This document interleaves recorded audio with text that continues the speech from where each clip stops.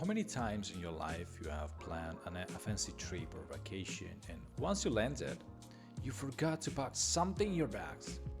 Talking about moving to Italy, there are certain things, of course tax and fiscal related, you can definitely add even last minute to your luggage and they will not cost you any extra charge for the flight tickets. I will start with a tax consultant who speaks English.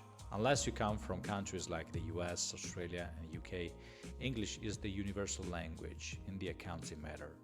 Maybe you already have someone in your own country helping you out with your taxes, with your tax returns, but definitely moving to Italy will bring you new rules, deadlines, and a way to estimate your taxes. Most of all, you have to understand how the worldwide principle works on your income and asset. Once you become a tax resident in Italy, you must put in the Italian tax return every piece of information, every single source of income, every asset, value, data you may have all around the world, with very, very few exemptions. So hiring two professionals, each for each country, can solve your problem. They can speak the same language and fix all the numbers related issues. If you're lucky, and your country of origin already signed an international agreement with Italy, you may benefit from the discount given for all the taxes paid there. So, a good qualified and experienced tax guy here and there in your home country in Italy can secure the tax benefit, can facilitate the connection between your country of origin and Italy. Because, for example, what happens if there are two different deadlines? In country A, you file by March, and in Italy, you file by November. Who comes first? Then I'm thinking about having a clear goal of the time you're willing to spend to Italy really matters. 99% of the tax benefit actually in force and all those coming in 2024 are time related. They are definitely linked to a definitely period of time in which you can apply the benefit, let's say 5 years, okay? Plus, Italy wants you to somehow commit to your choice of moving here. And actually for the regime impatriati, the engagement must be at least 2 years long. What happens if you leave earlier? Well, you just have to give back the difference and pay the full rate on your income with no discount this time. Knowing in advance how many years you're willing to spend can give you a clear idea of, for example, the kind of accommodation you need, if it's just a matter of a few months or you need a 3 or 4 years rental agreement, or the shorter one. And in case you want or need to incur some home improvements to renovate the property you own or you're gonna buy, you'll get a clearer picture of the amounts of taxes you'll be able to claim back by yearly deductions. So time is money when we're talking about taxes. Another thing that a lot of people forget about is make sure you can access your own money. I know this is kind of a stupid question and people don't like to worry about this. And I guess it's probably because they think they will be fine no matter what.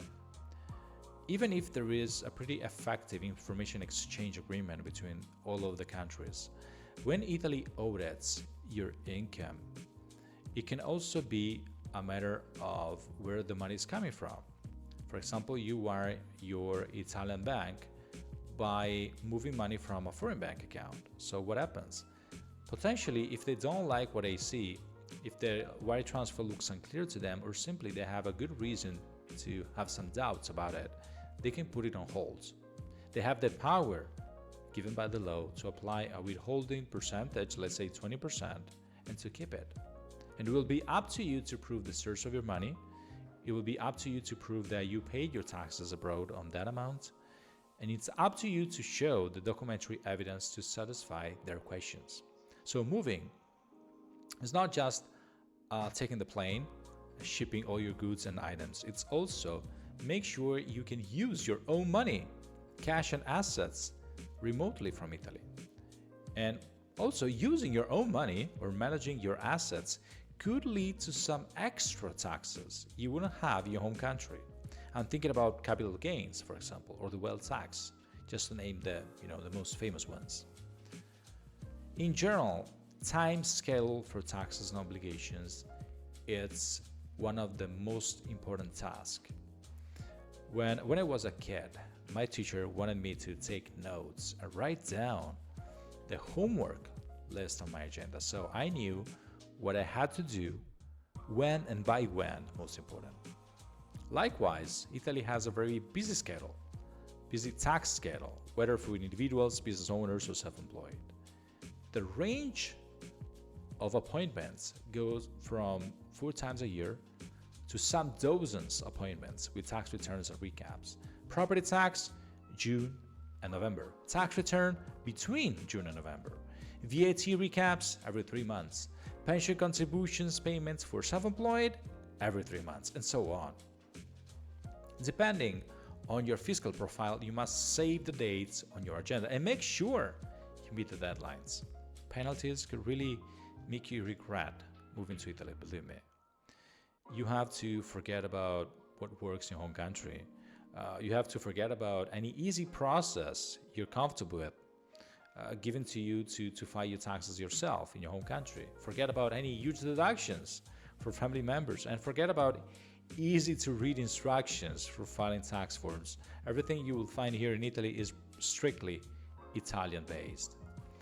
In Italy, there are also obligations for taxes that do not give any balance to be paid, but they must include records and information to be shared with the residency to facilitate their audit process. For example, if you have a business, you must file a special form that will give you a score from 1 to 10 based on your location, years in the business, income, expenses, activity code. And if the score is, let's say, less than a certain amount, let's say less than 7, more likely you will get a notification from the Agenzia delle Entrate. The last one is something that you're not gonna like, so you're in time to hit pause and shift to another video on YouTube. If you can predict the future and make sure you're gonna stay in Italy, you're gonna love every day, everything will go well, everything will work out for you and will succeed any over possible challenge, well, tell me your secret, please. In my several years of experience, I met a lot of people sharing doubts and facing uncertainty with decent confidence of their own limits, also considering the Italian bureaucracy behind that. Imagine you jump on a plane, okay, a very long shift, let's say 9 hours, 10 hours. Do you think by any chance you'll be able to come back? Pull the brake on? Same to Italy. Due to regulations in force, Italian and international, and the way the tax year works, moving back to your home country or shifting to another country could be difficult, expensive, and bring a lot of bad side effects. My suggestion now is to understand how to get away in case of emergency. Let's say they cancel some tax benefit you were counting on, or maybe for family emergencies, or for job opportunities abroad, or something you are not aware of. Understanding if leaving before or after July 1st could save you thousands of money. Planning your option B in time could give you the peace of mind to keep running your business remotely, cutting the risk of extra business setups and bureaucracy maybe you don't need. Knowing the agreement in force, knowing how pension contributions work in Italy and what's the minimum to collect to get a pension can clarify your whole life goals a lot better than just a simple, I want to move to Italy because I like the Italian lifestyle. And figuring out the best way to avoid legally, for example, the capital gain tax can save you 26% on the gain. In my personal life, in my experience, I see that in life there are people who are risk takers, those who like to over-prepare and overthink about problems, those who smile no matter what, and those who lie.